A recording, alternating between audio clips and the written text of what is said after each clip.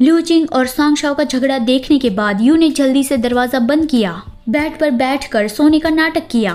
थोड़ी देर बाद दरवाजा खुलने की हल्की सी आवाज आई तो फिर यू ऐसे उठा जैसे अभी अभी उसकी नींद खुली हो कि अंकल शाओ आप यहाँ कैसे आए। सॉन्ग शाओ धीरे से बेड साइड पर आया और कहा कि लू जिंग ने मुझे कल कॉल किया था और मैं रात भर में यहाँ पहुँच गया।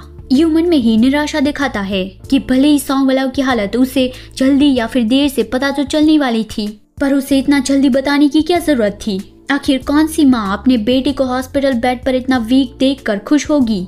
अगर सॉन्ग वाला को एक दिन के बाद होश आ जाता तो फिर सॉन्ग शाओ अभी इतना ज्यादा गुस्सा नहीं होता। फिर उसे एक दूसरा विचार भी आया कि लगता है कि सॉन्ग शाओ ने ही लू जिंग को परस्यू किया होगा, वरना लू जिंग के इमोशनल इंटेलिजेंस के साथ तो शायद वो कभी किसी को परस्यू नहीं कर पाता। सॉन्ग शाओ ने बताया कि डॉक्टर ने मुझे कहा कि ये कोई बड़ी सर्जरी नहीं थी, घाव छोटा था, 3-4 दिन में जब होश आ जाएगा तब उसे डिस्चार्ज मिल जाएगा। अगर सॉन्ग वाला का सिर्फ ग्लैंड रिमूव करना होता तो फिर लो मैंगबाई के मुताबिक ये एक मिनिमली इन्वेंसिव सर्जरी होती, पर क्योंकि सॉन्ग वाला ने कांच की मदद से अपने नेक पर कट लगाया था जिससे घाव काफी बड़ा हो गया था, इसलिए सारे डॉक्टर्स ने उस घाव को क्लीन करने में ही काफी सारा टाइम लगाया ताकि ग्लैंड के कोई भी फ्रैगमेंट्स वहां पे ना रह जाए। स्ट्रेचेस निकालने के बाद सॉन्ग वाला के कान के पीछे से नेक तक लगभग 3 इंचेस का स्कार रह जाएगा, पर इसके अलावा और क्या होगा वो तो अननोन है। सॉन्ग शाओ ने सॉन्ग वाला के फॉरहेड को छुआ, उसका चेहरा पूरा सैडनेस से भरा हुआ था कि काश कि मैं उसे उस वक्त अपने साथ ले गया होता।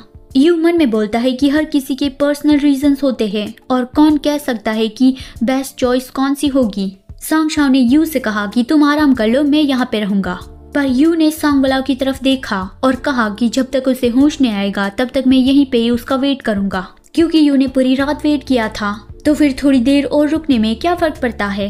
जैसे कि सॉन्ग वाला ने उसकी बात सुन ली हो, उसने थोड़ी आवाज निकाली और धीरे धीरे अपनी आंखें खोली। सॉन्ग शाओ और यू दोनों ही तुरंत ही उसके पास गए। सॉन्ग शाओ ने पूछा कि वालाओ कैसा लग रहा है, क्या दर्द हो रहा है, और यू ने भी पूछा कि क्या तुम्हें प्यास लगी है, पानी चाहिए। सॉन्ग वाला ने पहले यू की ओर देखा, फिर सॉन्ग शाओ की ओर, फिर काफी मुश्किल से कहा कि दर्द हो रहा है पर प्यास नहीं लगी। फिर आगे सॉन्ग वाला तो जल्दी से रिकवर हो रहा था, पता नहीं सॉन्ग वाला की रिकवर होने की एबिलिटी ही इतनी ज्यादा एक्सीलेंट थी या फिर सारे अल्फा ऐसे होते हैं। अभी सॉन्ग वाला का फेरोमोन ग्लैंड चला गया था, पर उसे खोने का कोई भी डिप्रेशन नहीं था, बल्कि वो तो थोड़ा खुश लग रहा था। तो उसे इस तरह से देखकर यू को लगा कि क्या वो हमेशा से ये करना चाहता था, वरना उसने मुझे पहले वो बात बताई क्यों थी। पर अगर मैं उससे ये पूछूंगा तो फिर वो एक्सेप्ट नहीं करेगा। अब फेरोमोन ग्लैंड जाने की वजह से यू उसके फेरोमोन को स्मेल नहीं कर सकता, उस वजह से यू को थोड़ा उदास महसूस होता है, पर उसे पता था कि वो बस अभी प्रेग्नेंट है, इसलिए ही वो उसके फेरोमोन को स्मेल कर पा रहा था। डिलीवरी के बाद तो उसकी बॉडी के भी हार्मोन्स फिर से नॉर्मल हो जाएंगे, तो वैसे भी उसे फिर फेरोमोन की स्मेल नहीं आने वाली थी। वो मन में ही बोलता है कि हाँ, अगर मैं इस तरह से सोचूंगा तो मुझे रिग्रेट नहीं होगा।